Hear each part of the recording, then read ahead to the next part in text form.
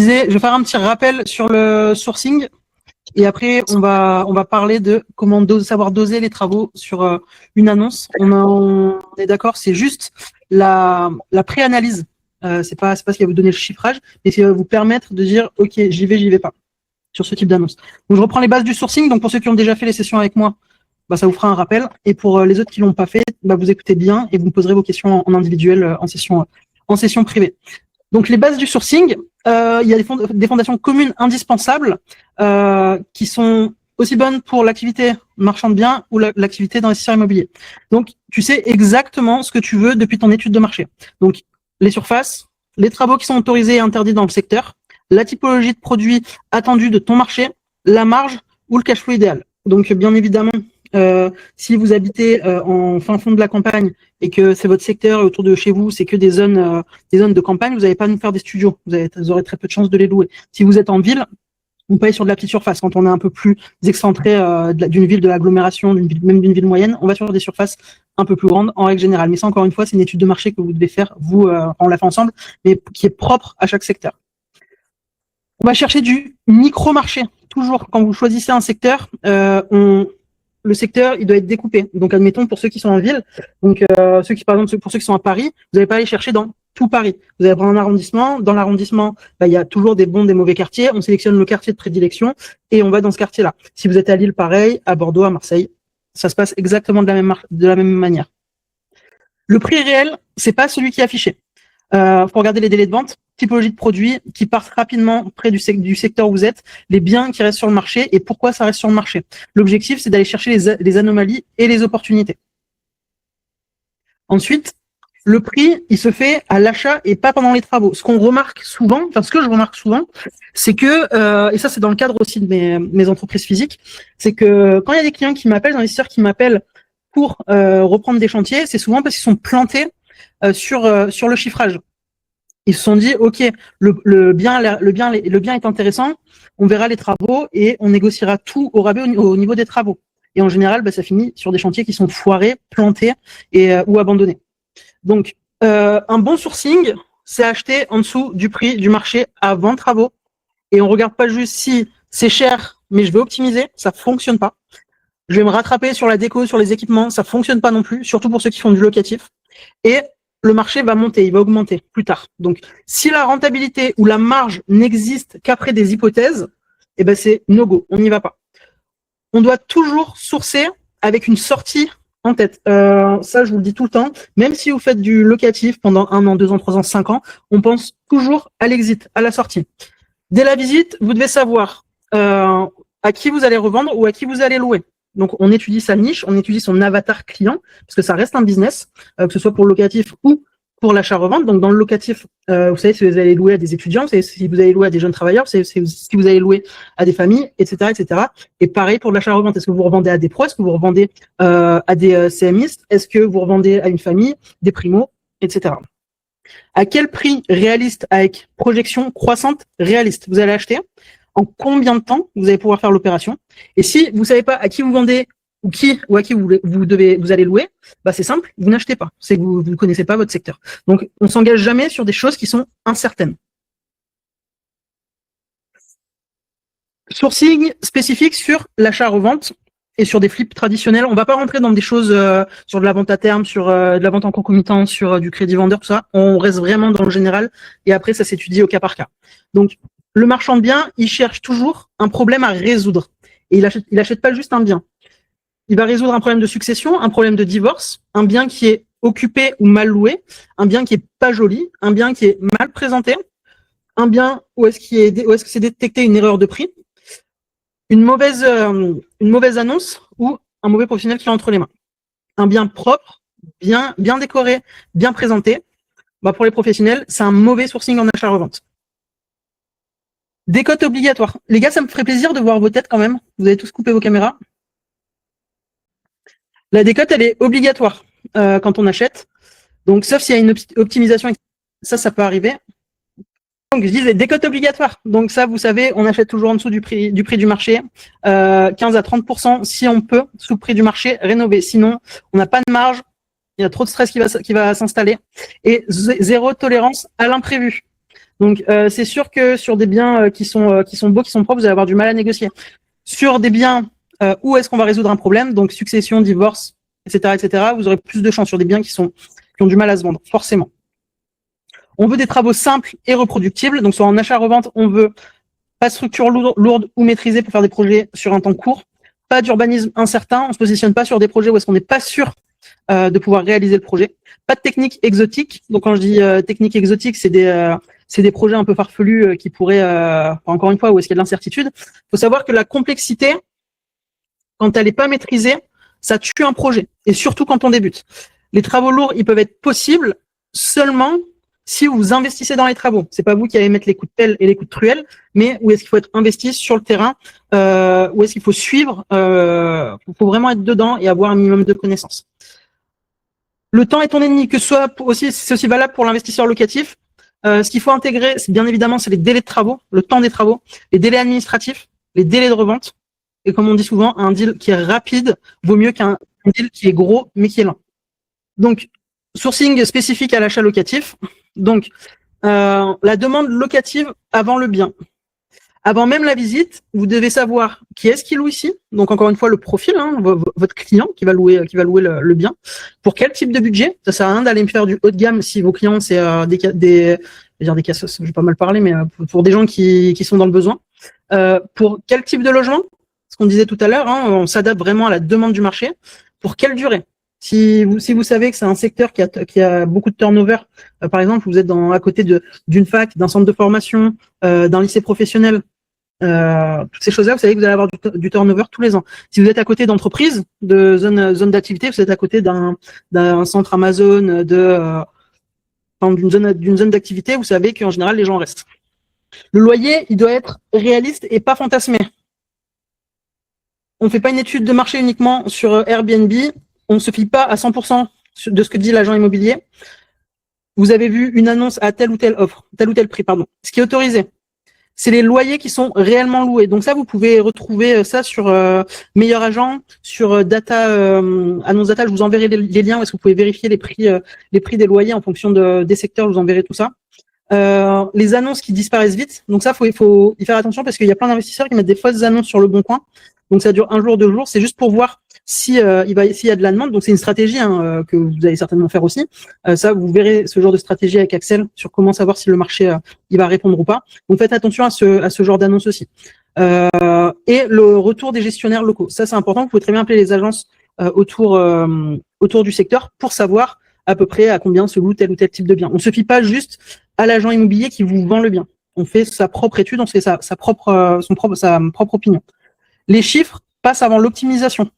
Encore une fois, on fait pas l'émotionnel, il reste de côté. Donc, avant même de penser aux travaux, bien sûr, on pense au crédit, aux charges, à la taxe foncière, à la vacance locative, à la gestion, à la fiscalité. Si c'est trop juste, ça passe pas parce que vous savez qu'au moindre problème, vous êtes marron, quoi. Donc, faut vraiment qu'on ait de la marge. La liquidité compte aussi. Donc, même en locatif, on doit se demander, est-ce qu'on peut revendre, ce que je vous disais tout à l'heure par rapport à l'exit, à qui on vend, à quel prix, et est-ce que le bien il est invendable, risque futur. Pourquoi? Parce que il y a beaucoup de personnes en ce moment, enfin c'est pas qu'en ce moment, c'est un peu en train de tuer le marché, qui font de l'atypique, mais qui peuvent pas revenir en arrière. Donc ils n'ont pas le choix que de revendre le business. On en parlait avec Reda sur un projet il y a pas si longtemps. C'était se positionner sur un projet et faire de l'atypique, ok, mais de l'atypique où est-ce qu'on peut changer d'avis. Donc c'est-à-dire on va pas mettre on va pas faire des travaux qui vont être définis, genre mettre un spa, le spa ok, mais qui soit mobile, qu'on puisse le déplacer, le dégager en cas de changement de positionnement locatif ou de revente. On va pas faire une déco trop olé olé dark room, des choses comme ça, des choses qui vont être très pénibles et qui vont être coûteuses en cas de revente ou en cas de changement de position locatif, etc. Donc après, encore une fois, c'est une position à avoir, mais faut rester neutre dans ce qu'on fait et vraiment s'adapter à son marché. Les erreurs qui ruinent 90% des investisseurs, sourcer au feeling, à l'émotion, tomber amoureux du bien, bon ça je ne vais pas vous le redire, vous le savez, sous-estimer les travaux, grosse erreur, surestimer la rentabilité, acheter sans aucun plan de sortie, et copier un projet que vous avez vu sur Instagram, parce que ça aussi c'est la mode, vous voyez des pubs passer sur des projets un peu clés en main, ne vous fiez pas à ça. Donc le bon mindset à avoir, c'est 80% des biens, c'est pas tout de suite. Vous passez plus de temps à refuser qu'à acheter. Donc ça, je vous l'ai toujours dit, vous faites plus de refus que d'approbation sur les projets. Vous achetez peu, mais très bien. Chaque projet doit être maîtrisé et doit être parfaitement rentable du début à la fin. Et vous raisonnez en risque et pas en projection, en rêve. Donc voilà, c'était le petit rappel là pour le sourcing. Est-ce que vous avez des questions? Vous voyez bien l'écran? Donc, savoir doser le niveau de travaux. Donc là, on est en pré-analyse. Ça, on l'aura? Oui, je vais vous l'envoyer, bien évidemment. Vous êtes sur le bon coin, sur Se Loger, vous êtes en train de checker vos petites annonces. Et qu'est-ce qu'on se dit? Est-ce qu'on appelle l'agent immobilier? Est-ce que ça vaut le coup ou pas? L'idée, c'est de décanter un peu tout ça. La majorité des investisseurs ne perdent pas d'argent sur l'achat. Ils en perdent sur une mauvaise estimation des travaux. Ça arrive dans 90% des cas. Si vous ne savez pas cadrer vos travaux, votre projet il va être fichu. Vraiment. Donc les travaux, c'est vraiment le cœur du projet. Après, bien évidemment, l'obtention du prêt pour ceux qui font des prêts. Mais les travaux, c'est ce qui peut soit faire exploser votre projet dans le bon sens ou soit le tuer. Donc les 3 erreurs fatales dans les travaux, donc c'est sous-estimer les travaux, budget explosé, marge anéantie, projet bloqué. Surestimer les travaux, vous allez peut-être rater des affaires parce que vous surestimez les travaux et du coup, il y a votre concurrent qui va se positionner dessus. Et ne pas comprendre le niveau réel. Vous négociez mal le prix et vous savez pas où est-ce que vous mettez les pieds. Et ça arrive souvent pour ceux qui sortent de formation à 2000 balles. On leur vend les travaux comme une banalisation. Appelez vos artisans, additionnez les devis et ça fera votre budget de travaux. Vous faites pas ça, vous faites pas ça ici. Sauf, on va le voir, je vais vous l'expliquer, mais on fait pas ça. Et de toute façon, pour vos premiers projets, on s'engage pas sur des travaux trop lourds. Donc il y a 4 niveaux de travaux. Alors là, c'est pareil, j'ai mis des estimations. C'est une moyenne. Après, en fonction de vos secteurs, ce sera pas du tout la même chose. Si vous êtes à Bussy-Saint-Georges ou si vous êtes à Valenciennes, vous payerez pas le même prix. Si vous êtes à Annecy et si vous êtes à Nîmes, vous payerez pas le même prix non plus. Donc le niveau 1, c'est rafraîchissement. Donc peinture, sol, cuisine, salle de bain. Niveau 2, rénovation légère. Donc on conserve la structure, on fait des petits travaux de remise aux normes, pas des. Hop, j'ai fait une faute. Rénovation légère, donc on conserve la structure, petits ouvrages de remise aux normes, pour refaire des petites finitions, des choses faciles à faire.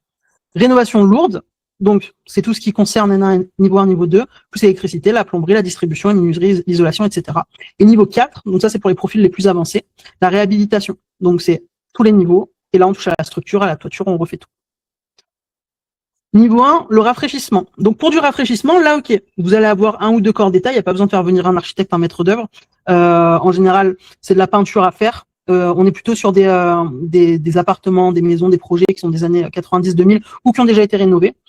Donc les travaux à prévoir en général, de la peinture sur les murs et plafonds, remplacement des sols, on change les cuisines, porte, plan de travail, salle de bain, robinetterie, accessoires, etc. C'est tout ce qui va être petit équipement et petits travaux.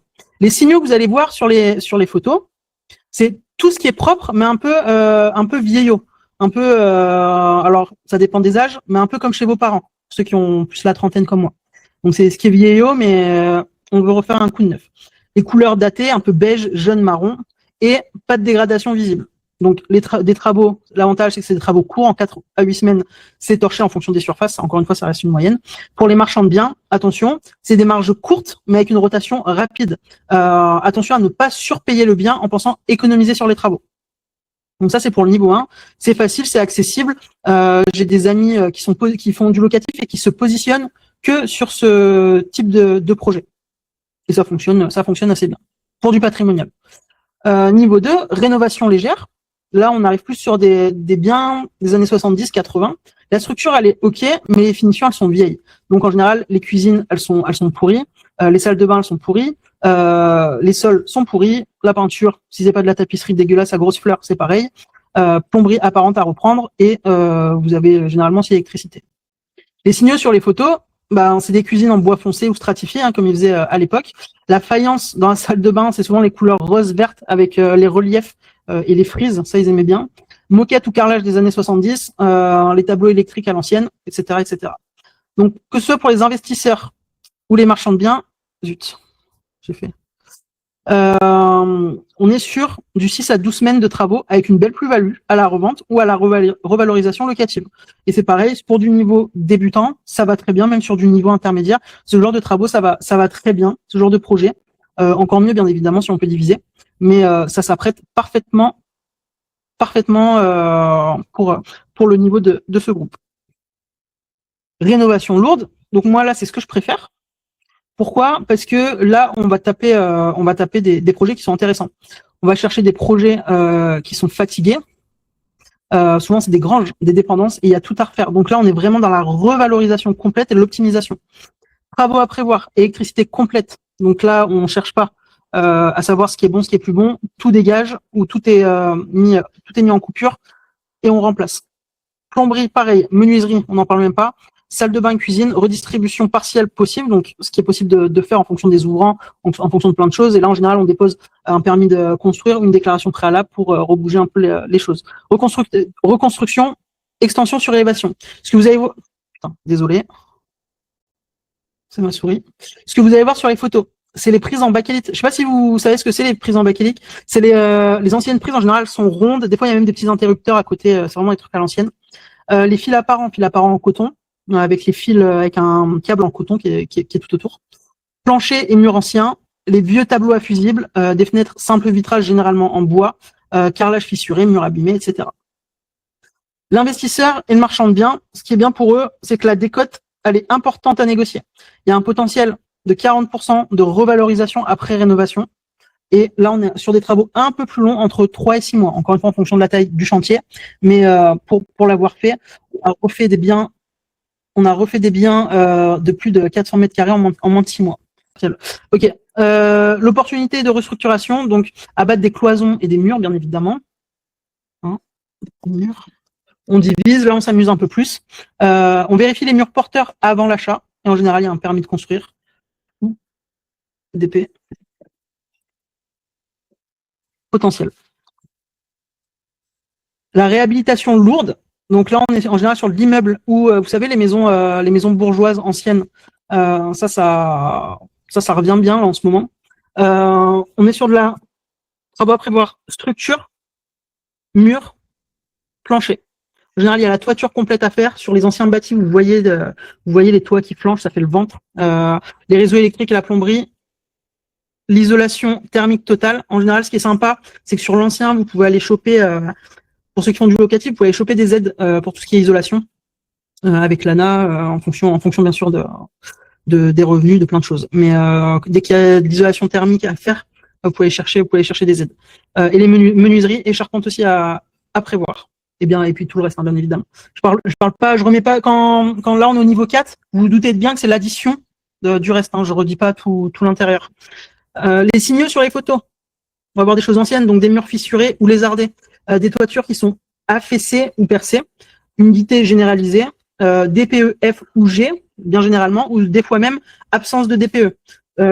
Pour ceux qui sont en sourcing, attention, en ce moment-là, il se passe une petite entourloupe, là, je fais juste une petite parenthèse sur le DPE. Il y en a plein qui retirent leur radiateur, souvent électrique, pour être en DPE vierge et que ça passe plus facilement au niveau de la vente. Donc faites attention à ça, en ce moment, c'est la grande mode. Donc la réhabilitation lourde, c'est réservé vraiment aux investisseurs qui sont expérimentés avec une trésorerie qui est solide. On est sur des travaux un peu plus longs, sur des durées en moyenne de 6 à 18 mois. Et par contre, là, on a un potentiel qui va être exceptionnel. Donc c'est généralement le terrain de jeu des marchands de biens. On a des décotes qui sont incroyables sur ce genre de biens, de 40 à 60% qui peuvent être possibles. Et par contre, ça nécessite une maîtrise d'œuvre vraiment professionnelle. Là, on s'amuse pas à le gérer soi-même. Faut que chaque pôle soit maîtrisé pour la réussite du projet. Donc la méthode d'analyse, il y a 5 critères à checker sur les annonces. L'année du bâtiment, donc on sait que si c'est en dessous de 1948, en général, il y a des travaux lourds à prévoir. Entre 48 et 75, ce qui va être électricité, isolation, etc., ce sera à prévoir. 75, 2000, c'est des travaux de rénovation classiques. Et plus de 2000, en général, c'est du rafraîchissement. L'état visuel, on regarde bien mur, sol, plafond, daté et propre, bien évidemment, et que ce soit si c'est cassé, sale ou lourd. Cuisine et salle de bain pour les appartements, bon, qui donnent 80% du niveau en général sur les photos. Vous le voyez, hein, années 2000, début des années 2000, on est plutôt sur, à 90, on est plutôt sur du bois. 2000, on est plutôt sur du bois, mais un peu plus moderne, si on veut dire, si je puis dire. 2010, on est souvent sur les cuisines laquées. Là, 2020, bon, on va pas acheter du 2020, mais voilà, le niveau des cuisines et des salles de bain vous donne à peu près l'idée de rénovation qu'il va y avoir. L'électricité, on regarde, c'est des prises bakélite, du fil apparent, des vieux fusibles. Le budget à prévoir en plus, parce que vous pouvez avoir des biens qui sont corrects des années 80-90, mais avec une électricité à refaire. Donc le budget à prévoir, c'est 80-120 euros du mètre carré en plus. Et les menuiseries, ça c'est important. C'est pareil, vous pouvez avoir une maison des années, un bien des années 90 ou 2000 avec des menuiseries à reprendre. Pareil, prix d'usine, on parle juste des fenêtres, entre 500 et 800 euros par fenêtre, à compter sur toutes les ouvertures. Si vous êtes sur des baies vitrées, bien sûr, ce sera beaucoup plus cher. Enfin, beaucoup plus cher, ça dépend où vous achetez. Donc, sur une étude de cas assez simple, un investisseur locatif qui achète un appartement de 60 mètres carrés des années 70. Donc, les signaux observés, papier peint intégral, moquette dans les chambres, cuisine en bois foncé, salle de bain, carrelage des années 70, tableau électrique, à peu près OK. Donc, le calcul du budget, 60 mètres carrés fois 400 euros, 24 000 euros. Donc, avec une marge de sécurité, on rajoute 20% de marge. On va être à un peu moins de 30 000 euros de travaux. Durée des travaux, 6 à 10 semaines. Donc, négocier peut-être 15 000 euros sur le prix en présentant des devis estimatifs, potentiel locatif, à plus 150 euros par mois après rénovation. C'est vraiment l'idée qu'il faut se donner en pré-analyse. On se dit que OK, ça vaut le coup, je vais aller visiter, je vais faire venir une entreprise en sur niveau 2. Niveau 2, vous pouvez faire venir un contractant général ou une entreprise générale si vous retouchez pas à la distribution. Et grâce aux offres, vous allez peut-être avoir un pouvoir de négociation si les vendeurs, bien évidemment, sont ouverts à la négociation. Et si ça fait longtemps que le bien est sur le marché, et si vous êtes en train de résoudre un problème. Étude de cas numéro 2, donc investisseur expert qui va acheter un appartement de 50 mètres carrés, année 55. Donc, signaux observés, du carrelage fissuré, l'électricité ancienne qui est visible, salle de bain à refaire entièrement, cuisine vide qui a été enlevée, arrachée, fenêtre simple vitrage bois. On est sur un niveau 3 de rénovation, donc calcul du budget, 50 mètres carrés fois 800 euros, après 40 000 euros de travaux, avec une marge de sécurité de 20%, on va être un peu moins de 50 000 euros de travaux. Ce qui n'est pas déconnant pour un 50 mètres carrés. Donc, durée des travaux, 3 à 5 mois. Encore une fois, on prend des choses de large. L'idée, sur 50 mètres carrés, c'est pas qu'on y reste 5 mois, mais c'est pour vous donner une fourchette large. Et en idée, on fait une décote de 25 à 35% sur le prix de marché qui est justifiable. Revalorisation post-rénovation, admettons à 40%. Fort potentiel de colocation ou de meublé en attendant la revente. Étude de cas numéro 3. Donc, opération de promotion, par exemple. Maison de 120 mètres carrés, dans les années 30. Signaux observés, fissures, traces d'humidité, toiture affaissée, à moitié à refaire, tout à refaire à l'intérieur, charpente à consolider, DPEG. Donc, on est sur du niveau 4, donc de la réhabilitation.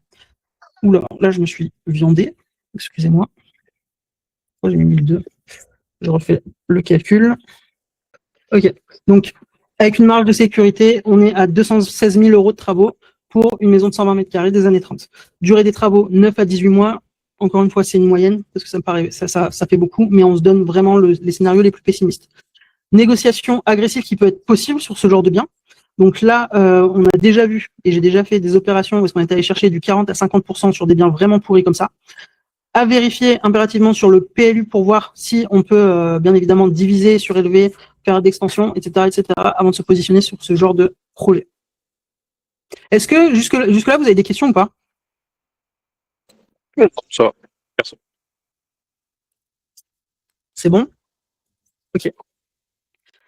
Les pièges que personne ne voit. En général, dans les collectifs, c'est la plomberie qui passe dans les colonnes. Donc, dans un immeuble ancien, les colonnes d'alimentation, elles peuvent être mortes, invisibles en visite. Les budgets à prévoir pour les colonnes, juste de plomberie. On ne parle pas des colonnes électriques, on parle de sujet. À prévoir entre 3 000 et 10 000 euros. En fonction, pareil, de la hauteur. Si vous êtes, là, c'est pour un petit collectif, on va dire en R+2. Les colonnes, si vous arrivez à refaire une colonne en copro à 8 000 euros, c'est très, très bien. Donc, on demande systématiquement l'état de l'immeuble et tous les procès-verbaux d'AG de la copro sur à minima les 3 dernières années. les murs porteurs. Donc, modifier le plan égale mur porteur possible. Ça nécessite généralement IPN ou autre, hein, un ingénieur structure qui doit intervenir absolument. Il y a du délai plus des surcoûts à prendre en compte. Donc, budget minimum, c'est 5 000 euros. Si vous faites une ouverture d'1 mètre ou si vous faites une ouverture de 8 mètres, vous doutez bien que c'est pas le même prix. L'humidité cachée, ça aussi, ça peut être un fléau. Donc, c'est de la peinture cloquée, ça se repère assez facilement. Des taches, des murs qui sont gondolés, ça veut dire présager des travaux qui sont assez lourds. Parfois cachés sous le papier peint. Donc ça m'est déjà arrivé à titre perso et aussi pour des clients. On décolle, je suis en train de penser à un chantier qu'on a eu dans les Deux-Sèvres. On a décollé le papier peint. Derrière, c'était du champignon. Ça a rajouté tout de suite 8 ou 10 000 balles de travaux supplémentaires pour tout traiter. Donc ça, faut faire attention. N'hésitez pas à toucher quand vous êtes en visite les bas de mur, quand vous êtes dans l'ancien, voir si c'est humide ou pas, s'il y a de la remontée ou pas. J'ai mis budget de 5 à 30 000. Encore une fois, c'est juste pour donner un ordre d'idée. Mais c'est sûr que si vous tombez sur quelque chose pourri, vous serez à bien plus de ça. Hop. L'amiante et le plomb. Donc ça, vous allez l'avoir dans le dossier de diagnostic normalement, si ça a été repéré. Normalement, il les repère assez bien maintenant. Donc c'était obligatoire avant 97 l'amiante et avant 1949 il y avait du plomb, peinture au plomb. Ce que vous allez retrouver généralement là sur de l'ancien, l'amiante ça va être des tuyaux, ça va être du bac sur les toitures, ça va être des fois des murs extérieurs. C'est souvent ce qui était fait en maçonnerie, ce qui était en amiante. Le surcoût du désamiantage et du déplombage, il est souvent oublié. Donc pour un bâti moyen, on va dire de 100 mètres carrés, vous tombez sur une toiture à désamianter. Donc admettons que vous avez, je sais pas, on va dire 100 mètres carrés de toiture à désamianter, ça peut vite peser dans la balance. Donc ça, faut y penser tout le temps et à regarder tout le temps sur le DDT s'il y a de l'amiante et du plomb. Donc toujours intégré dans le budget si le bâtiment est antérieur à 1997. Donc voilà, demandez le dossier de diagnostic au vendeur ou à l'agent immobilier. Donc la règle d'or, toujours ajouter 20% sur votre estimation de travaux. Pourquoi? Parce que les imprévus de chantier, c'est une norme et c'est pas une exception. Un chantier, ça se passe jamais comme c'est prévu. Toujours. Il y a bien des retardataires qui arrivent à la fin. Un chantier, ça se passe jamais comme prévu. Il y aura toujours des coûts en plus. Ça peut être des petits coûts. Il faut toujours prévoir ce que personne n'a vu. Et pour finir, un bon investisseur trouve des biens. Un excellent investisseur, c'est chiffrer les travaux avant tout le monde. Donc voilà l'importance, encore une fois, de bien chiffrer ces travaux. Et pour ceux qui ne sont pas encore au stade travaux et quand vous allez y arriver, une fois que vous aurez fait votre offre d'achat, on va structurer toute cette partie-là. Donc là, c'était vraiment l'idée, c'était vraiment de voir comment chiffrer visuellement les travaux depuis une annonce. Et pour vous donner une petite idée sur un go ou sur un no-go, quoi. Pour vous, est-ce que vous avez des questions? Non, ça va, c'était bien, c'était clair. Ça fait réfléchir aussi à d'autres trucs que je pensais pas quand je regarde les annonces, donc ouais, non, c'est pas mal. Ok. Toi, t'en es où là au niveau de tes annonces? Bon appétit, Asna. Bon appétit. Merci.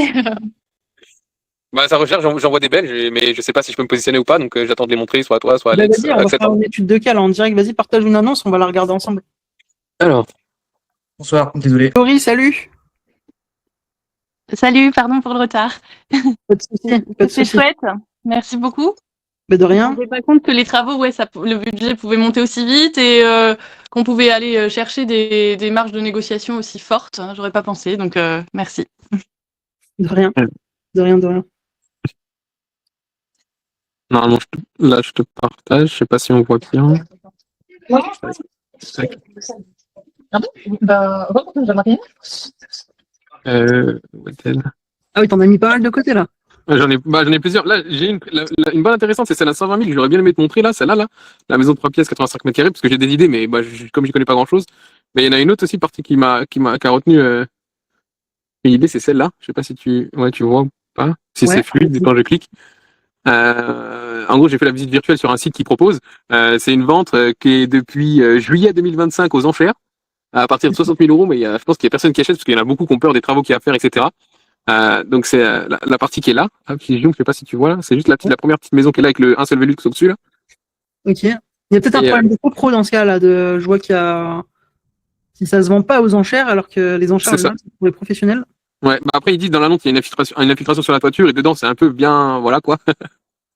Il y a Ok. que- Voilà, t'es plutôt sur, tu vois, t'es plutôt sur du niveau 3 voire 4 là.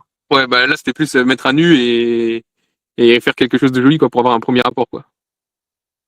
Ok. Voilà, t'es sur de la rénovation qui est quand même importante, même si l'intérieur il a pas l'air trop dégueulasse. Tu vois que l'escalier il est Ouais, pas ça si- va. Puis en haut, les pièces des chambres, ils ont commencé à être faites, mais ils sont pas finis. Genre, elles sont, bon, là, tu vois, t'as la cage d'escalier. Et en haut, tu vois, t'as les pièces qui commencent à être faites, mais ouais, voilà, tu vois, ça s'était arrêté. Je sais pas forcément pourquoi encore. Bah, peut-être que là, faut demander pourquoi c'est pas parti aux enchères. Là, faut appeler et demander pourquoi. Parce que en général, ah bah regarde, retourne en arrière. Non, Ouais. je sais pas si c'est l'ombrage ou si c'est tu vois, au niveau du sol. Ah, le dégât des eaux, ouais. Ouais. Ouais, je sais pas non Ouais, plus, ouais. donc, tu vois, au Peut-être niveau de plus la, une ombre, je pense. toi là, tu vois que la charpente, bon, alors c'est très joli, hein, ça donne du cachet, mais le bois qui est tordu comme ça, Ouais, c'est. ça annonce la couleur. Et là encore, tu vois pas la salle de bain avec la visite virtuelle que j'ai vue. Enfin, la salle de bain, c'est horrible. C'est Mais tout ouais. noir, tout moche, tout carrelage bleu. Enfin, c'est invivable. C'est plein de moisissures. Tout est noir partout. Enfin, c'est horrible, quoi, dedans. Et ce qu'ils mettent dans l'annonce, Ça ah, pour il y a moi, un jardin d'Artigon. ça pour moi, c'est un projet no go parce qu'à la revente, ça va être compliqué. Ouais. Problème de voisinage. Même ouais, dans la visite, dans la visite en 3D, on voit que c'est. Bah, en fait, je pense qu'il doit forcément y avoir un problème. Si c'est pas parti depuis juillet, même un investisseur bon, qui a de quoi faire les travaux et tout, pour ces prix-là, je pense qu'il y va.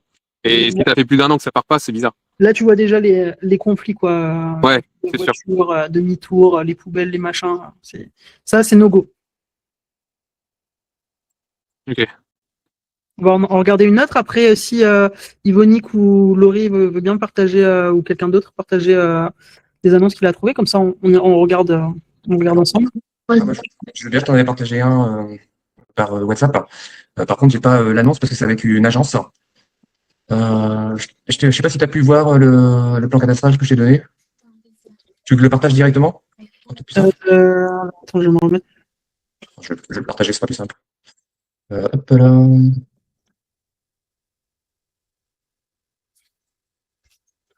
Alors, cadastre.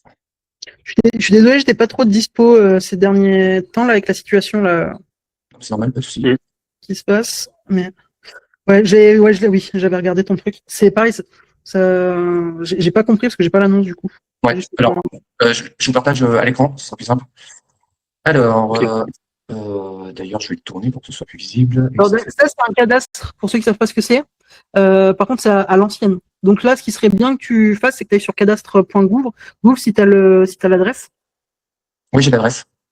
Comme ça, tu vas dans cadastre.gouv et on va le voir bien plus proprement. D'accord. Tu veux que je le fasse maintenant ou... Non, mais je te le dis, vas-y, explique ton projet, mais Alors, en fait, c'est une maison dans un village. Donc, tout ce qui est en jaune, donc surligné plein, c'est ce qui est à vendre. Donc, il y a un terrain de 960 mètres carrés. Ici, il y a 226 mètres carrés. Là, dans le prix de vente, initialement, n'était pas inclus cette partie-là qui est marquée négocier, mais maintenant, elle fait partie. Donc là, ici, c'est une habitation. Et apparemment, on peut faire un logement assez grand, puisqu'il y a apparemment des plateaux d'une trentaine de mètres carrés. Ici, c'est la maison principale où il y a des plateaux de 60 mètres carrés, donc avec au rez-de-chaussée, cave plus garage, au R1, la partie habitation, et au R2, le grenier. Et de l'autre côté, c'est cette partie-là aussi, là, qui est négociée, qui est incluse. Du coup, c'est pareil, c'est sur 3 niveaux. Enfin, R plus 2, donc 2 niveaux. Et ici, il y a un genre de petit atelier. Donc, c'est une rénovation complète. Ok. Et Pour de l'achat-revente? Comment? Pour de l'achat-revente? Alors justement, pour de l'achat et de la revente derrière, mais tu sais, dans le cadre de la première opération RP éventuellement, ou si j'ai pas d'autres dossiers en attendant de ton côté en fait, dans le cadre de l'accompagnement. Alors initialement, je me disais que pour l'achat-revente, il aurait pu y avoir un bon plan parce qu'ici, c'est un peu juste. Ouais, c'est ça, il y a un passage, mais il est un peu juste pour une voiture. Donc au début, je me disais pourquoi pas vendre le terrain qui est au bout, parce que 960 mètres carrés, ça c'est Un terrain qui est enclavé ou pas enclavé? Bah, du coup, qui est enclavé, oui, parce qu'autour, on peut pas faire, le seul endroit où on peut passer, c'est par ici. On peut pas faire de servitude autre part. Donc, ça va être compliqué. Ça va être compliqué si t'as pas un autre accès. Ouais, par contre, du coup, j'ai transformé le projet dans la réflexion que j'ai eue. Donc ici, parce qu'en fait, il y a une très forte demande locative parce qu'on n'est pas loin d'une centrale nucléaire et en fait, il y a une pénurie de logements. On est à 20 minutes d'une centrale nucléaire. Et donc, souvent, quand il y a tous les programmes de maintenance, ça manque de logements à chaque fois. Donc, faire une habitation principale ici, faire un autre logement ici complet en mettant à la location, donc revendre tout le package. Et du coup, initialement, garder ce terrain, forcément, maintenant à la maison, éventuellement faire une piscine. Mais bon, pour faire un projet plus haut de gamme, enfin un peu plus premium. Piscine en locatif.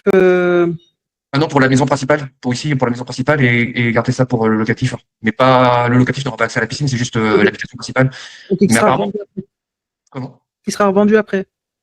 Bah, en fait, ouais, le projet serait revendu entièrement à une seule personne. Parce qu'en fait, apparemment, de ce que m'a dit la négociatrice, c'est qu'il y a pas mal de personnes qui recherchent leur RP dans le secteur, plus un bien en location, justement pour les personnes qui travaillent à la centrale, parce qu'il y a une pénurie de logement pour ceux qui travaillent à la centrale et qui sont de passage.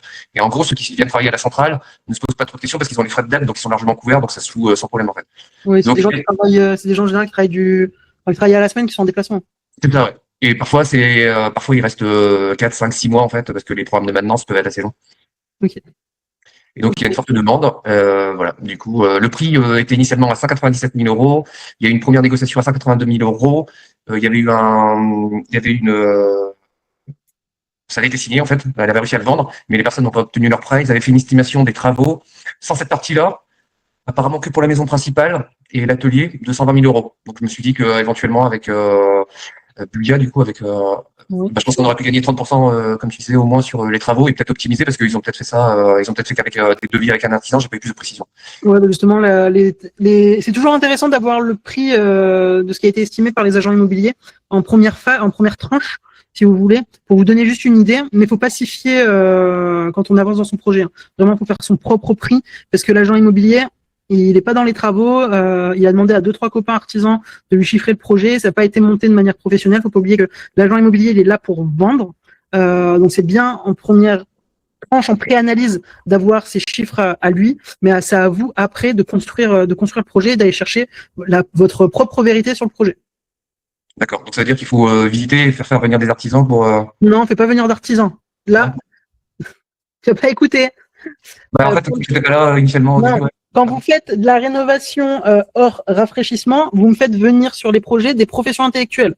Contractant général, maître d'œuvre, architecte, pour chiffrer le projet. Je dis pas que vous allez travailler avec eux tout le long du projet, mais vous les faites venir pour chiffrer, car eux, ils ont une vision d'ensemble. L'artisan, l'électricien, il voit que sa prise électrique. Le plombier, il voit que sa salle de bain. Le peintre, il voit que sa peinture.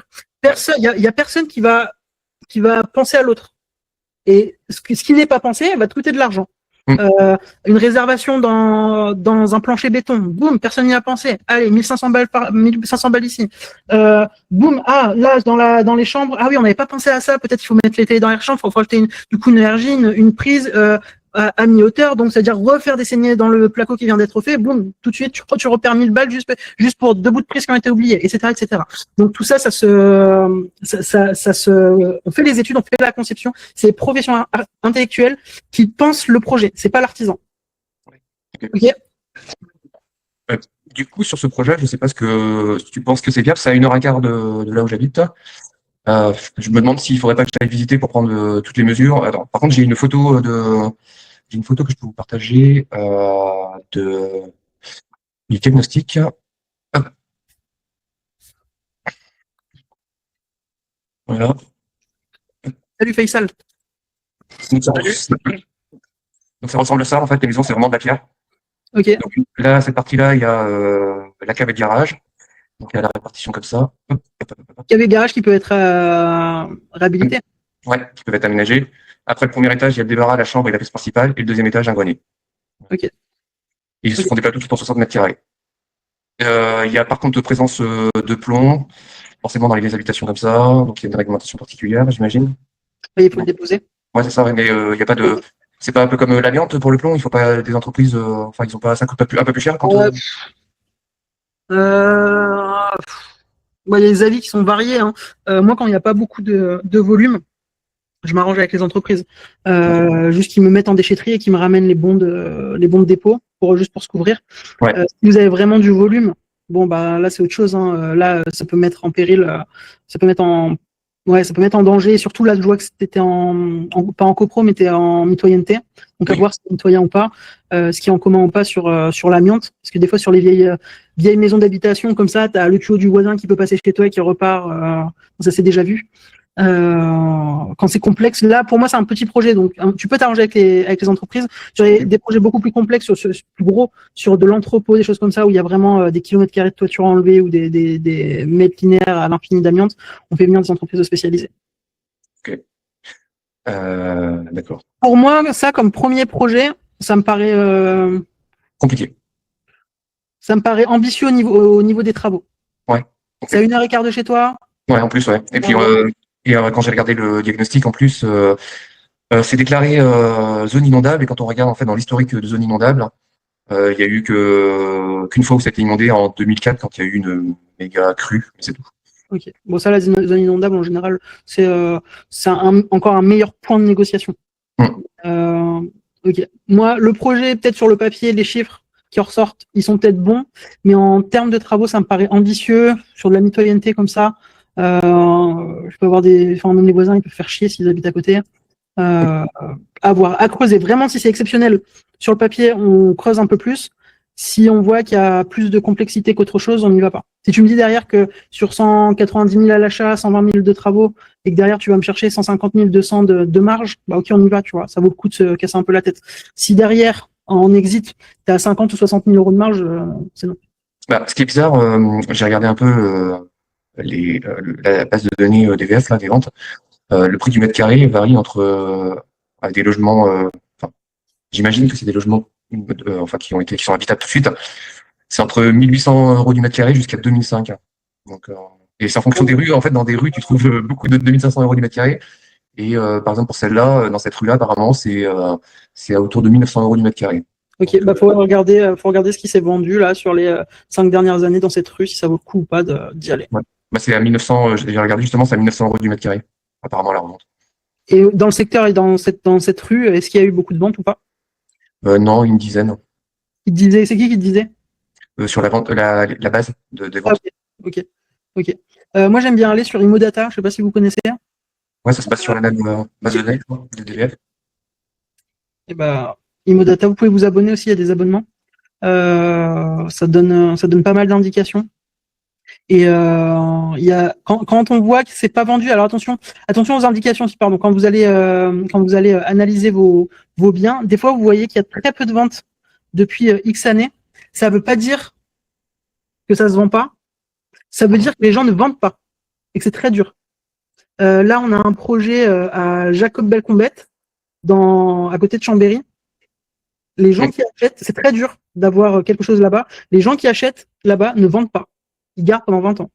Justement, tu parles de ce projet-là. Du coup, tu penses que ça vaut le coup que j'y aille en m'associant avec quelqu'un du coup dans le groupe? T'en parles? Non, je sais pas. Faut que j'en parle. Enfin, faut que je fasse une analyse des profils pour savoir déjà qui peut te suivre sur ce projet. Mais je donnais un exemple parce que c'était l'exemple actuel que j'ai sur Jacob. D'accord. Pour moi. C'est que voilà, il y a des secteurs quand vous allez sur Immodata et que vous voyez que ça fait 3, 4, 5, 10 ans que rien ne s'est vendu, c'est pas parce que ça se vend pas, parce que c'est pas qu'il y a rien qui se vend, c'est que les gens ne vendent pas, vraiment. C'est genre des secteurs très très rares. Donc alors attention, ce que je voulais dire, c'était attention à l'analyse de données, genre en mode rien ne se vend, c'est pas possible, ça va me rester sur les bras. Alors que non, c'est juste que les gens ne vendent pas parce que c'est tellement rare d'avoir quelque chose dans le secteur que les gens le conservent. Apparemment, de ce que m'a dit la négociatrice, c'est un peu le cas sur ce secteur-là, parce qu'il y a beaucoup de propriétaires, très peu de locations et très peu de turnover en fait. Donc dès qu'il y a des biens à vendre, ça se vend assez facilement. Ok. Et ben, ce que tu fais, c'est que tu regardes les agences immobilières de la ville, là, je sais pas où c'est à Brune. C'est un village, du coup. Village. Je suis pas sûr qu'il y ait beaucoup d'agences immobilières dans le secteur. Tu regardes autour, et t'appelles les agences, savoir s'ils ont des biens à vendre dans le village, et si oui, pourquoi, comment ça se vend, machin. Il faut avoir plusieurs avis en fait. Faut pas se fier uniquement à l'avis du vendeur. Ouais, ok. Ok. Quelqu'un d'autre J'ai juste une petite question. Bonsoir à tous. Ouais, par contre, excuse-moi, juste avant, du coup, tu me conseillerais pas d'aller sur ce type de projet alors, ou qu'est-ce que j'en fais on creuse un peu plus. On creuse un peu plus avant? Là, pour l'instant, on n'a pas assez de data. Ok. On n'a pas une analyse plus profonde. Moi, je pense qu'en premier projet, au niveau des travaux, c'est ambitieux, mais à voir vraiment un peu plus ce que ça donne au niveau des chiffres. Il n'y a que les chiffres qui vont nous donner, nous dire quoi faire. Okay. Merci. Désolé à ça de l'avoir coupé. Un peu de soucis. Ouais. Juste rapidement, en fait, j'ai vu un peu les niveaux par typologie en fait et de type de travaux. On parlait de 400, 800 euros et autres. Pour avoir fait des travaux, c'est des chiffres nationaux, c'est des chiffres cibles, parce que on imagine bien que faire des travaux à Nice ou à Chamonix, c'est pas le même prix que de les faire dans un petit patelin quelque part. Est-ce qu'aujourd'hui, c'est des prix qu'il va falloir porter, puisque je réfléchis notamment en Savoie, Haute-Savoie ou d'autres secteurs qui peuvent être montagne et autres qui peuvent être relativement pricés. Est-ce que c'est une cible qu'on devra se mettre ou est-ce qu'à ce moment-là, on peut imaginer que le prix des travaux puisse doubler selon le secteur qu'on vient changer? Très très pertinente la question. Les chiffres que j'ai donnés, c'est une moyenne nationale, en gros, sur les différents niveaux de travaux. Maintenant, je sais pas si vous recherchez Google, vous tapez, on va faire vous partager l'écran. On va le faire en direct. Hop, tout l'écran. Donc on va taper par exemple prix travaux de rénovation Annecy. Voilà. Vous avez l'IA qui vous dit, voilà, vous voyez sur Annecy, bon, la fourchette est très large. Hein. Il nous dit que le prix du mètre carré, il varie entre 1500 et 5000 euros du mètre. Ça, ce que vous retrouvez là, l'aperçu IA de Google, là, qui est assez récente, c'est une analyse locale. OK? Ok. Ça, c'est encore une fois, c'est de la pré-analyse. La seule vraie analyse, c'est l'analyse que tu vas faire sur le terrain. Ce que je parlais tout à l'heure, c'était vraiment pour sélectionner les annonces. Ça va vous donner une bonne idée du prix. Par exemple, on va faire travaux rénovation, on va aller sur, j'en sais rien. Yvonique, t'habites où? Dans Lyon, t'habites à Lyon, ça va être à peu près le même prix. Annie, allez, on va mettre Brest. Hop. Voilà, tu vois, t'es plus du tout sur les mêmes tarots. T'es passé de 200 à 800 euros en moyenne, de 500 à 1200 et de 1000 à 1500 euros pour les travaux les plus lourds. Donc vraiment, ça, je crois que c'est le Gemini, il s'appelle là, celui de Google. L'IA, ça en fonction de votre secteur, je l'avais fait là sur un Lucie. Gemini, ouais, c'est ça, sur Google. J'avais fait un exemple.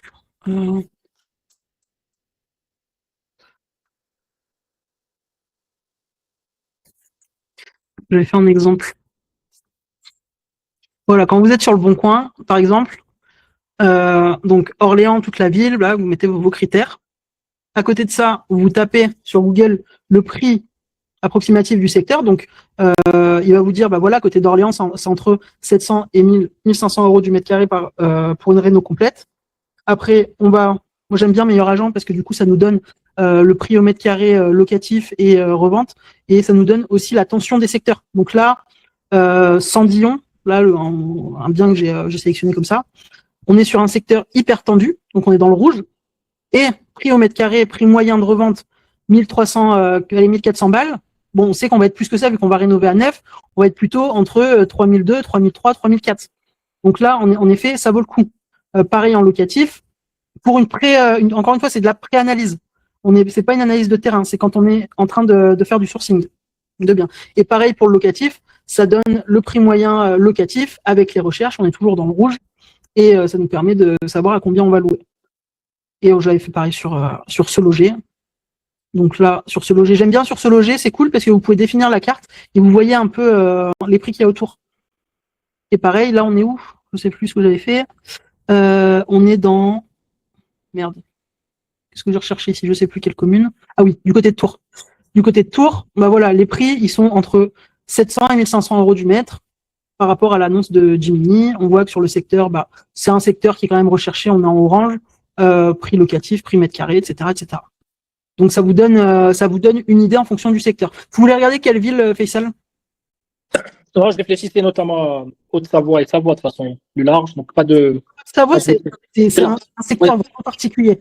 On n'est pas loin de la Suisse, donc c'est attractif, les prix sont plus hauts. Et dès qu'on part en montagne, ça crée de la rareté au niveau des travaux, si tu veux. Ouais. Donc forcément, tu as moins d'entreprises. Le mec, ton artisan, faut qu'il prenne en compte que s'il oublie sa boîte de vis, il faut pas 5 minutes pour aller à son dépôt, pour aller à Point P la chercher. Donc forcément, ça va coûter plus cher. C'est peut-être que le Point P ou la SAMC la plus proche allait à 10-15 km, mais il faut 35 minutes pour y aller. Donc, tout ça est pris en charge. Et quand on se positionne, notamment sur des biens qui sont en montagne, qui sont en altitude, on réfléchit bien à tout ça. Et là, les projets, encore une fois, sont montés différemment parce qu'on a fait l'erreur. On n'a pas le droit d'aller voir sur le pricing. La réflexion était plus globale sur les chiffres qui m'ont un peu interpellé pour avoir fait des travaux à Chamonix très bien négociés. On était à 1 000 € le mètre carré sur de la rénovation légère. Et voilà, c'est ce que tu dis à juste titre, c'est qu'aujourd'hui, l'accès d'une montagne est plus compliqué, parce qu'on a de la main-d'œuvre localement. Mais c'est plus la réflexion en termes de secteur qu'il va falloir intégrer au business plan sur ces aspects-là de prix de travaux par secteur, en fait. Ouais. Et à savoir que Savoie, Haute-Savoie, on est beaucoup sur des artisans locaux. Quand on est en ville, quand on est à Lyon, à Lille, à Bordeaux, à Marseille, à Paris, on a la chance d'avoir de la main-d'œuvre étrangère ou immigrée qui s'adapte beaucoup plus facilement, qui est plus flexible, qui est souvent moins chère qu'une main-d'œuvre qui est locale, comme en Haute-Savoie. Faut garder une certaine typologie au niveau architectural, notamment tout ce qui est boiserie et tout, et c'est un savoir-faire qui est spécial. Donc forcément, tu payes beaucoup plus les choses qui sont faites à la main, et tout est plus cher. De toute façon, ça doit aussi. Il faut faire venir des entreprises d'un peu plus loin pour tout ce qui est travaux intérieurs, et des fois, t'as pas le choix. Des fois, il faut des ébénistes sur les travaux en montagne. Il va falloir des ébénistes, et des ébénistes, il faut payer. C'est très clair, nous sommes alignés. Merci. De rien. Ok. Est-ce que quelqu'un veut représenter une annonce? Ok. Laurie, je sais que tu es en pleine recherche aussi. Bah ouais, alors j'en avais une, mais je sais pas partager mon écran. Si Ok. tu l'as, je crois que je te l'avais envoyé. C'est sur Figaro Immobilier que je l'avais trouvé. Alors, Et c'est un bien qui est à vendre depuis 1 an et demi. C'est un ancien restaurant. Les matériaux à l'intérieur, c'est assez qualitatif. Par contre, au niveau du rez-de-chaussée, de l'ancienne salle de restaurant. Par contre, l'état, il y a 5 chambres qui sont déjà découpées. Mais c'est vieillot. Après, il faut changer la destination et c'est des PE vierges. Donc voilà, je voulais savoir ce que tu en pensais. Je pense qu'il y a moyen de négocier encore un peu le prix. des PE vierges, c'est parce que c'est le local commercial. Hein. Ça, c'est... D'accord. Okay. Non. Ok. Alors, on y regarde. Donc là, on est à 507 € du mètre. On est sur Voilà. On est dans le Loir-et-Cher, on est à 20 minutes de Blois. Je me demandais si ça valait le coup de diviser en 3-4 lots, ou alors, comme on a 220 mètres carrés, ou alors, de faire éventuellement une coloc, mais on est quand même dans un bourg. Hein. On fait partie de la métropole et tout, mais qui est desservi par les bus. Mais c'est une coloc pour les anciens. Après, tu vois, on est dans un secteur, tu vois, c'est orange, donc c'est quand même demandé. Prix moyen, 1007. Prix plus bas, il y a... Ouais, là, c'est pas mal du tout, tu vois. Le prix carré, il est à 507. Prix moyen, 1007. C'est pas mal du tout. Plus les travaux par chez toi, ils sont pas chers. Donc, si le changement de destination il passe, juste avec le changement de destination, tu as gagné en prix de mètre carré. Hein. D'accord, ok. Là, il y a une cour intérieure, il y a une dépendance qu'on peut peut-être ouvrir sur la rue de derrière. Ok. Il n'y a pas vraiment de place de parking, mais il y a... Comment? Là, je sais pas si on pourra ouvrir parce qu'il n'y a pas de trottoir. Ouais, d'accord. Donc, à voir. Ok, ça c'est pas trop mal. C'est pas trop mal. Plutôt pour une opération, je dirais, d'achat-revente, étant donné qu'il y a quand même des travaux à faire. Et si on arrive, on est sur une zone qui est demandée, donc ça va partir assez facilement. Hein. Attends, on est à côté d'où là? On est à côté de Blois. Oui, mais ça fait 18 mois que c'est sur le marché. Peut-être parce que personne n'a résolu le problème. Et je m'en veux parce que j'avais envoyé l'annonce à la base à une copine qui voulait faire un restaurant. Et en fait, j'avais les coordonnées directes du propriétaire. Et en fait, entre-temps, il a viré l'annonce. Donc, j'ai pas pu retrouver ça. Mais si on peut se passer des annonces. Donc ça vaut le coup, tu vois. Projet d'achat-revente, revente à la découpe, ça on y va. Ok. C'est pas cher. Par contre, j'ai mon budget qui est limité. J'ai mon budget qui est limité, mais à ce moment-là, je négocie. Là, il y a des choses intéressantes qui peuvent être faites au niveau du compromis. Donc, toi, au niveau de ton budget, je sais plus à combien. 140, en gros. 140. Si on fait pas de travaux, on fait une revente à la découpe, donc juste les travaux de séparation, Enedis et compteur d'eau, tu négocies une préco avec le vendeur ou une vente à terme. Comme ça, tu bouffes pas tout ton budget et tu pré-commercialises en parallèle. D'accord, ok. Donc comme ça vient pas bouffer ton budget. On fait très peu de travaux, on divise et. Ça, je le fais en nom propre ou je le fais en SASU déjà? Non, on fait ça, on fait en société ça.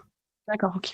Non, sinon tu vas te faire requalifier. Mais là, je sais pas si vous voyez là pour tout le monde, voilà. Là, elle achète potentiellement à 507 € du mètre carré. Le prix moyen, il est à 1764. Donc le delta, il est énorme. La marge, elle est clairement là. Donc c'est ce qu'il faut aller chercher. Parce qu'à la base, c'est un local commercial ou Ouais, à la base, c'est un local commercial, donc le prix, il est en dessous. il est bien. Il est en dessous, et rien que le bout de papier va faire augmenter la valeur du bien. Et plus la division, plus on vend des petites surfaces, là il y a 220 mètres carrés, peut-être qu'il y aura les dépendances à côté à revendre, à voir après dans le montage. Plus on vend des mètres carrés qui sont petits, plus le prix il augmente. Là, on voit par exemple sur les appartements dans le même secteur, on est à 1924 € du mètre, alors que sur de la maison on est à 1764. Donc là, sans rien faire, boum. Même si elle le revend 1200 balles du mètre, juste avec le changement de destination et la division, elle a gagné de l'argent. Voilà, terminé. L'affaire, elle est conclue. Si je comprends bien sur l'annonce, 100 000 et ciao. Si je comprends bien sur l'annonce, il y a écrit vente de 10 pièces. Donc à la base, c'est quoi? Ça doit être C'est un ancien restaurant avec 5 chambres. D'accord, ok. Donc, d'accord. Et donc, même si, du coup, le changement de destination fait qu'il y a un DPE à faire passer, enfin, ça va me coûter quoi, 400, 500 balles. Après, même si le DPE est pas terrible, ça se revend comme ça en appart. Alors, à voir, il faut qu'on récupère les plans pour voir comment est-ce qu'on peut découper le bien. Là, je vois que tout est en long. Donc, l'idée, c'est de découper verticalement et peut-être faire juste des petits travaux de cloisonnement. Donc, bien sûr, il faudra refaire les DPE, mais ça c'est peanuts. Géomètre, Enedis, compteur d'eau, gain télécom à sortir et cloisonnement. Voilà ce que tu as à faire si le changement de destination il passe. Ok. Donc ça, j'essaye d'abord, je contacte la mairie, c'est ça?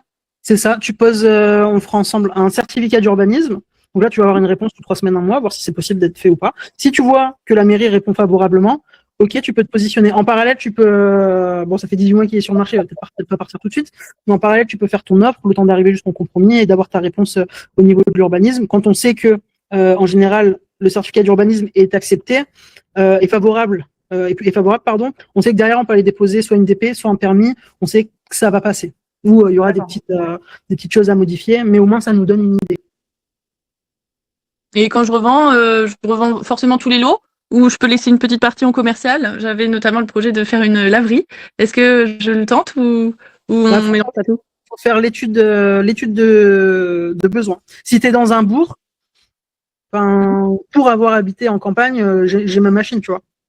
Oui. C'est qu'il y a beaucoup de Airbnb parce qu'on est Château de la Loire et Eaux de Beauval. Il y a combien de millions de fréquentations annuelles de touristes dans le coin, donc c'est pour ça, mais à voir si ça rentre dans le budget, à voir tout. Faut vraiment faire une analyse plus poussée. Là, la première chose à faire, là, en pré-shoot comme ça, certificat d'urbanisme pour voir si le projet passe, pour faire une proposition d'achat et tirer le plus loin jusqu'au compromis en attendant d'avoir la réponse de l'urbanisme. Je peux négocier un peu le prix encore affiché là. Oui, le prix affiché n'est jamais le prix réel. Ok. Très bien. Ouais, puis si on fait en vertical en plus, comme ça, chacun peut avoir un bout de cour ou de jardin derrière. Ouais. C'est bien. À visiter, à voir en fonction des plans, comment on découpe. Là, sur une simple annonce, on peut pas trop dire ce qu'on fait si on n'a pas les plans. Très bien. Quelqu'un d'autre pour une étude d'annonce? Ok. Bon. Est-ce que vous avez des questions? Non, ça c'est bien clair, j'aime bien, ça va. Bon. Oui, moi je vais bien présenter mon annonce. Bon, vas-y, allez. Centre-ville de Troyes. Ouais. C'est un secteur qui connaît très bien Axel 3. Ah oui. 142 mètres carrés. Ok. Une maison, une vieille maison du centre-ville un peu décrépite, avec des colombages. Ok. Est-ce que tu as l'annonce à partager ou Je peux pas parce que c'est pas sur le même téléphone. Ok. Est-ce que tu peux m'envoyer le lien de l'annonce, comme ça je vais la partager? Alors après, je vais t'envoyer tout ça, oui. Ok. Donc c'est une maison qui a un rez-de-chaussée et 2 étages, qui a le mérite pour le centre-ville de Troyes de comprendre un garage qui est sous la maison et en fait un autre garage qui est à côté. Ok, super, pour du centre-ville. Et donc ça fait 4 places de parking. Ce Ok. qui paraît un peu excessif. Mais enfin bon, voilà. Alors, prix d'achat, 985 € le mètre, soit 140 000, plus mon différents frais, voilà. Et puis donc les travaux, alors le toit est à refaire, il y a plein de choses à faire, c'est plus une réhabilitation, je pense. Donc 160 de travaux, ce qui porte le budget complet à 351 000. Ok. Bah, le Voilà, prix, 400 € par mètre carré, quoi. ok. Le prix du mètre carré à 3, il est à 960. Le prix moyen, il est à 1950. Prix plus bas à 967. Tu m'as dit à combien tu as acheté là le mètre? 985. Ok. Et combien de travaux? 169 000. Ok. Le toit, réfection du toit incluse. Ok. Et prix d'acquisition? 140. 140 000. Ok. 310 000. 310 000. Alors plus frais de notaire, plus frais Oui, divers. oui, oui. Alors ça c'est à part, c'est juste pour calculer le prix du mètre carré. Et en tout et pour tout, on a 142, tu m'as dit, hein. Ouais, 142. Donc on arrive à un prix au mètre carré à 2183. Le prix moyen est à 1948, étant donné que tu vas refaire des travaux à 9. Le prix le plus haut à 3, il est à 3264. Donc ça va dépendre des secteurs. Je vois qu'il y a une zone très très rouge là sur 3, qui est le carré, la rue Charles machin. Enfin, ça fait un carré, je te l'enverrai. Tu peux aller chercher, je pense, facilement du 2007, 2008, 2009, si ça refait à 9 au mètre. Donc ça, à bien faire estimer, ne fais pas, fais faire un avis de valeur par l'agent immobilier qui le vend et refais faire des autres avis de valeur par d'autres agents. Et si tu peux intégrer, c'est une expertise, parce que une expertise vénale pour avoir le vrai prix du bien, surtout sur de l'ancien comme ça. Mhm. D'accord. Donc, Alors, vu qu'il y a un garage à côté sous un appentis, hein, ça touche la maison, ça fait une sorte de dent creuse dans la rue qui n'est pas très jolie. Et ok. donc, je pensais que plutôt que de revendre tout en même temps, garder ce deuxième garage et puis quand j'aurai des sous, de faire une petite maison à l'identique de celle d'à côté. Il y a à peu près la même largeur. Ok, ben ça faut le déposer dans le permis dans ce cas. Ouais. Pour être sûr que tu puisses Donc, il y aurait une division cadastrale à faire en fait. C'est ça, une division en fonction d'où tu te situes à 3-3, qui est quand même une ville, je crois que Vraiment c'est dans le festival. centre. Ouais, bah, là, à mon avis, tu vas être soumis, bien évidemment, aux architectes des bâtiments de France. Oui, exactement, c'est soumis. L'immeuble est soumis, comme il est à Colombage, il est soumis de toute façon. Donc, il y a des choses qu'il faut absolument respecter et voir si le projet de réhab de ce que tu viens de dire est possible de faire ou pas. Mhm. Donc ça, certificat d'urbanisme, faut le déposer là. Ouais, alors, Là, tu as deux solutions. Tu as soit le CU, soit certificat d'urbanisme, soit on prend le risque de déposer le permis ou la DP et voir comment ça se tend. Ça veut dire avancer des frais d'abord pour voir ce que va décider l'urbanisme et les architectes des bâtiments de France. Au moins, tu prends pas de risque. Il vaut mieux aller perdre 1000, 2000, 3000, 4000 € sur des frais d'études plutôt que de t'engager sur un projet où tu vas rester coincé après. ouais, bien sûr. Donc ça, c'est un choix tactique à faire. Je vous dirais toujours, pour tout le monde, quand vous êtes sur des projets comme ça qui peuvent valoir le coup, mais qui amènent des contraintes spécifiques, que ce soit bureau d'études, architecte bâtiment de France, permis de construire, permis d'aménager, etc., payez d'abord pour être sûr de ne pas vous embarquer dans quelque chose de foireux. Payez les putains d'études, payez les architectes, payez le bureau d'études structure, payez avant de vous embarquer dans un truc où vous avez pu dormir la nuit. Je le dis tout le temps, vaut mieux perdre un peu d'argent au début et pas s'engager sur un truc qui va durer 20 ans plutôt que d'y aller et de plus dormir la nuit pendant longtemps. Et là, toi, tu as des architectes, des experts et tout ça, tu as des contacts? Oui, bien sûr. Bien sûr. Ça, c'est bien évidemment que ça. Et puis les architectes des bâtiments de France, on adore avec Axel. On a fait quelques projets avec les ABF. C'est là où il y a les ABF, faut pas avoir peur d'y aller. Vous éliminez la concurrence. Donc c'est pas parce qu'on vous dit architecte bâtiment de France qu'il faut avoir peur. Il faut juste respecter les règles et voir que tout est compatible. Ce qui est bien généralement dans les secteurs ABF, c'est que on s'enlève souvent les places de parking, on s'enlève souvent il y a des choses qu'on peut pas faire, poser des luxes, des choses comme ça, c'est un peu plus particulier, mais il y a d'autres portes qui s'ouvrent. Donc n'hésitez pas à aller les étudier, ce genre de projet. Est-ce qu'il y a aussi des subventions importantes parfois, non? Des fois, il peut. Alors, encore une fois, quand tu es professionnel, tu n'as pas le droit à grand-chose. Tu peux tenter d'aller chercher des choses, mais c'est toujours un peu plus dur quand tu es professionnel. Quand tu fais du locatif, tu peux toujours aller chercher un peu de subvention. Des fois, ils prêtent aux bailleurs. Ils prêtent ou ils subventionnent aux bailleurs certaines choses, ou ils font même des fois des prêts, des espèces de 3 0. Mais ouais, tu auras beaucoup plus de beaucoup plus de chances, en tout cas en locatif, en nom propre, d'aller chercher des aides qu'en professionnel. Ouais, c'est parce que j'avais un collègue qui avait un projet comme ça avec les bâtiments de France. Et en fait, il souhaitait préserver, enfin, dans le patrimoine, une cheminée. Et il m'avait dit que sur le domaine qu'il voulait acheter, il y avait 60% des travaux qui étaient pris en charge, justement pour conserver cette fameuse cheminée dans l'environnement. Ouais, c'est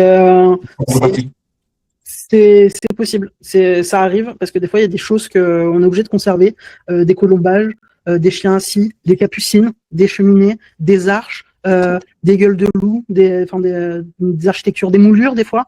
Moi, j'ai eu un sujet sur Amiens, sur un chantier pour des clients, où on devait. Alors, c'était rigolo parce que c'était la bagarre entre services. Enedis est toujours en lien avec l'urbanisme. Hein, quand vous avez votre autorisation d'urbanisme, ils se parlent entre eux, machin et tout, ils savent ce qu'ils ont à faire. Enedis m'a dit, ok, bah Sadia, là, ce serait mieux que tu mettes le coffret ici, donc faut carotter le mur. Sauf qu'on faisait péter de la moulure. Bon, ok, architecte bâtiment de France, bah, si Enedis vous dit que le projet a été validé en amont, allez-y. On pose le coffret. 3 mois plus tard, on reçoit un courrier. Bah non, vous avez fait péter les moulures, remettez tout aux normes. Sauf qu'on n'avait plus de place pour mettre le coffret. Qu'est-ce qu'on fait? On était sur un bord de trottoir, on peut pas mettre sur le trottoir, faut qu'il soit encastré. Négociation sur négociation, on est arrivé à faire quelque chose. Mais voilà, ce que je veux dire, c'est que, attention, c'est le sujet des bâtiments de France sur la conservation. Faut faire attention à ce qu'on fait. Une question que j'avais, c'était, en fait, le projet de reconstruction d'une petite maison à côté à la place de la Panty, il peut être différé, quoi. Est-ce qu'on peut faire en 2 temps? Bien sûr. Ah oui, bien sûr. Parce que bon, bah, l'autre, c'est un peu une sorte de promotion, si tu veux, donc c'est un peu différent quand même. Bien sûr, t'es pas obligé de faire tous les travaux en même temps. Hein. C'est ce qui s'appelle faire les travaux tranche par tranche. D'accord. Donc tu peux faire ta première opération, boum, récupérer ton cash, faire la deuxième opération. D'accord. De toute façon, il faut que la division, je la fasse dès le début. Dès le Est-ce départ. qu'il est possible parce que évidemment, la Panty sera mitoyen avec la maison qui aura été vendue. Est-ce qu'on va mettre dans le contrat de vente le fait que le fait de construire une maison à côté, ça fait partie, tu vois, des servitudes de la vente? Bah, c'est de la condition suspensive. Après, attention, ça fait longtemps qu'il est sur le marché le bien? Non, je crois pas trop. Hein. Ok, après attention pareil aux conditions suspensives qui peuvent être un peu relous pour les vendeurs. Tenter un peu avec le vendeur. En fait, c'est lorsque moi je revendrai, est-ce que je peux mettre en condition que après que l'acheteur sera propriétaire, il m'autorise automatiquement à construire la maison à côté. Une sorte d'autorisation préalable, tu vois. Alors, je sais pas d'ailleurs si ça ne lui appartient pas, mais bon, tu vois, il peut y avoir des recours, des trucs comme ça. Ou je sais pas. Non, parce que en fait, toi, ton permis sera déjà passé, donc le recours des tiers, il sera passé déjà. Ah oui, d'accord. Donc il peut te faire chier pour le bruit, mais de toute façon, pendant le compromis, ce sera écrit, ce sera acté. Enfin, tu peux pas empêcher les gens de faire des travaux si tout est autorisé. Hein. Oui, d'accord. Il y aura le panneau d'affichage dans tous les cas, il y aura tout quand il viendra visiter. Il achète en connaissance de cause. Oui. Bon. Mais on va le voir ensemble, ce projet-là, Christophe. On va y regarder. Avec plaisir. On va se prendre une session tous les deux. D'accord. Ok. Et ben, qui d'autre veut revoir quelque chose? Ou c'est bon pour tout le monde? Ok. Bon, bah top. Et ben, j'espère que vous étiez content de la session. Merci beaucoup. De rien. N'hésitez pas à prendre vos rendez-vous. Vos rendez-vous là via le calendrier. Je vais juste avoir une petite indispo là. J'avais une petite intervention chirurgicale qui devait se faire la semaine dernière avec les événements, ça a été redécalé. Là, donc du coup, je serai disponible à partir de mercredi pendant une dizaine de jours. Mais n'hésitez pas à prendre vos rendez-vous, vos sessions avec moi. Je vais remettre le lien dans le Slack et utilisez bien Slack parce que j'ai dû vous renvoyer à tous là un par un sur WhatsApp parce que personne n'avait répondu sur le Slack. Donc sinon, qui préfère que je fasse un groupe WhatsApp? Non, c'est là que ça va. Ok, bon bah on reste sur le Slack. Par contre, j'avais pris le lien que tu avais épinglé du coup sur WhatsApp, mais on peut pas. Ça normal, parce que j'étais censé être indispo. Oui, d'accord. Je mettais mon indispo. Je vais le remodifier. D'accord. Non, mais c'est parce que comme tu disais de prendre rendez-vous un petit peu en avance, j'avais essayé aussi sur le mois suivant, mais en fait c'était bloqué, on pouvait pas décaler. Sur 15 jours, une ouverture sur 15 jours sur les calendriers. Parce que le sujet c'est que il y a des petits malins qui se sont amusés à réserver sur les 3-4 prochains mois, et sauf que au bout de la deuxième, troisième session, il n'y a déjà plus personne. Donc moi, je suis derrière l'écran, j'attends. Ah ben non, finalement, je suis pas dispo, donc j'ai bloqué à 15 jours. Comme ça, vous pouvez prendre vos rendez-vous en gros de dernière minute, parce que vous pouvez pas prévoir ce qui va se passer dans 3 semaines, 4 semaines. Quoi. Ok, je comprends mieux. Ok, merci. Sadia, j'ai juste une petite question. Avec ce qui se passe, le contexte un peu géopolitique, est-ce que tu penses qu'il y a un impact justement pour l'engagement? Enfin, si moi, demain, je m'engage dans un projet qui va me coûter, je sais pas, 500 000 euros, 600 000 euros pour la revente derrière, etc., dans 6 mois, 8 mois de travaux, est-ce que justement, enfin, si on se projette dans les prochains mois, je sais que c'est pas facile de se projeter avec ce qui se passe, etc. Justement, je sais pas si, moi, je me suis, enfin, direct, quand ça s'est passé, je me suis dit quel est l'impact, en fait, sur l'activité d'achat-revente, de marchand de biens. Est-ce que, voilà, l'attractivité, en fait, du marché de manière générale, est-ce que tu as un avis là-dessus? Moi, je pense que ça va être de pire en pire pour ceux qui vont vouloir se loger. Parce que tout va augmenter. Les loyers vont augmenter, l'électricité va augmenter. Je crois que ce soir, j'ai vu une annonce passer que le gaz en Europe allait prendre 30%. Combien, pardon? 30%. Il est revenu au plus haut historique à cause du conflit. Je crois qu'en France, le prix de l'essence il est passé à 2 euros du litre. Donc, si tu veux, tout sera plus cher. Donc, toi, en tant que marchand de biens, tu n'as pas trop de soucis à te faire. Parce que tu vas toujours retrouver des acheteurs, tu vas passer une autre gamme. Tu vas plus pouvoir, enfin, surtout là où tu es, le secteur où tu es, tu veux, le français lambda, il va pas trop se positionner. Le français un peu plus aisé, il va pouvoir continuer d'acheter. Ceux qui font toujours, c'est les classes moyennes, basses et en dessous. Qu'est-ce que ça impacte un contexte comme ça? Pendant quelques mois, ça a impacté une augmentation des taux, des taux d'emprunt. Ça ne veut pas dire que l'immobilier va baisser, il peut stagner. Il peut baisser un petit peu et il peut augmenter en même temps que les taux. Je ne pense pas que l'immobilier en soi sera impacté. Je pense vraiment que ce sera dur pour les classes moyennes et moyennes basses et en dessous, toujours pour se loger, pour se nourrir et pour bouger.